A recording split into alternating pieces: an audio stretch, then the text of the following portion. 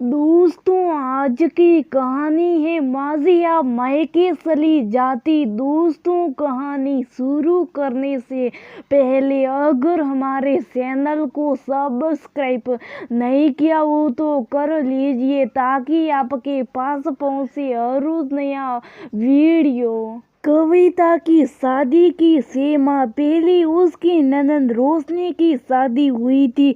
अब उसके घर में सास ससुर और पति के सिवाय और कोई न था। कविता भी अपनी गृहस्थी में रमने की पूरी कोशिश कर रही थी और सबको खुश रखने की भी पूरी कोशिश करती, पर उसकी हर कोशिश उसकी ननद की तारीफों के आगे फीकी पड़ जाती।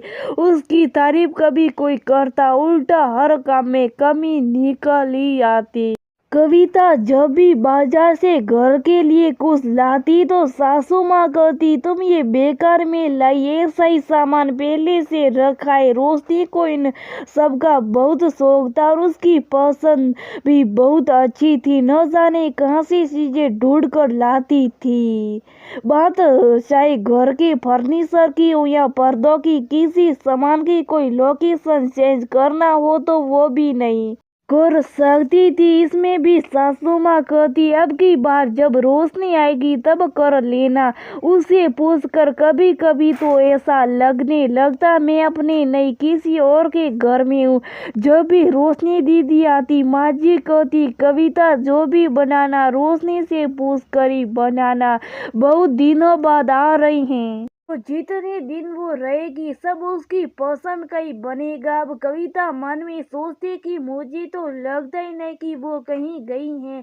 ऐसा लगता है जैसे वो यहीं पर नजरें जमाई बैठी। अगर कभी कोई सामान गलती से टूट जाए तो सुनने को मिलता, कितने जतन से मेरी बेटी ने ये सब लिया। अब किसी दूसरे को इसकी कदर कहा।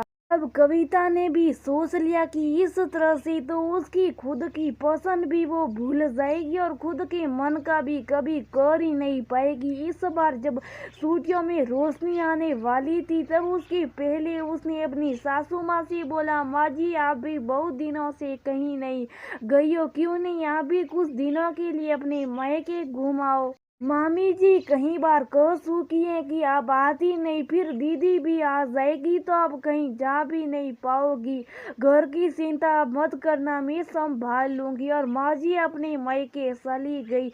इस बीच कविता ने घर का नक्शा ही बदल डाला। घर के पर्दे से लेकर बेडशीट डोरमेट सब अपने हिसाब से किया। शादी के बाद पहली बार उसको करने का मौका मिला था। माँ जी के कमरे को भी उसने बहुत अच्छे तरीके से डेकोरेट किया। एक हफ्ते बाद जब माँ जी आई तो वो अपने घर को देख चकित रह गई और सबसे ज्यादा हैरानी उन्हें अपने कमरे को देख। वही सब एकदम व्यवस्थित था और अच्छा भी था।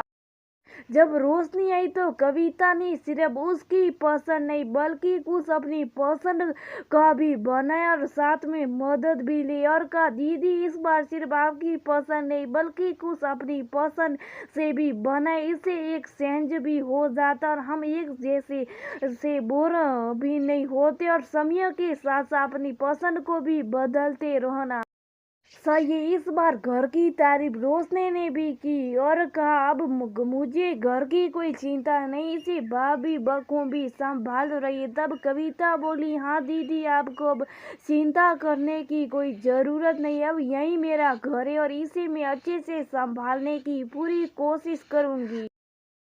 दोस्तों, कुछ लोग ऐसे होते जो शादी के बाद भी बहू को घर की पूरी जिम्मेदारी देने से कतराते हैं और बेटियों की दखल अंदाजी बनी रहती है। बेटी भी परिवार का अहम हिस्सा है, लेकिन बहू को भी तो घर का सदस्य ही समझिए, उसे जिम्मेदारी देने से डरिए।